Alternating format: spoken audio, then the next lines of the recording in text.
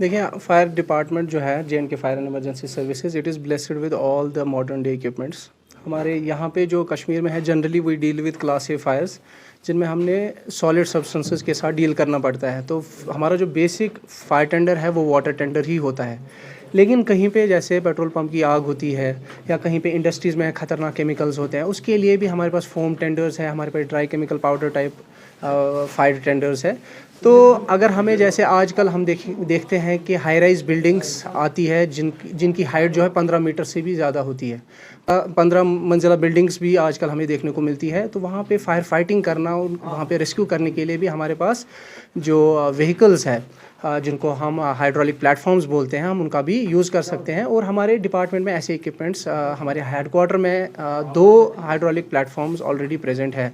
तो मैं समझता हूँ कि fire and emergency department is already blessed with modern day equipments. और मैं उसमें जो हमारी एडमिनिस्ट्रेशन है, हमारे डायरेक्टर सर हैं, उनका बहुत शुक्रिया अदा करता हूँ कि ऐसे इक्विपमेंट्स से हमें नवाजा है। जैसे मैंने बताया, हमारे पास हाइड्रोलिक प्लेटफॉर्म्स है, हमारे पास एडवांस्ड फायर टेंडर्स है, एडवांस्ड रेस्क्यू टेंडर, किसी को रेस्क्यू करना है वहाँ पे हमारे एडवांस्ड रेस्क्यू टेंडर जाता है।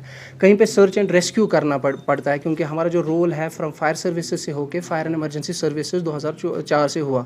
तो उसमें हमारी एडिशनल ड्यूटीज़ असाइन हुई इन डिज़ास्टर मैनेजमेंट, जहाँ पे हमारा जो काम है वो सर्च एंड रेस्क्यू में होता है। Even though the primary mandate is with SDRF, लेकिन हमारा जो काम है वो असिस्टिंग डिपार्टमेंट के तौर पे है।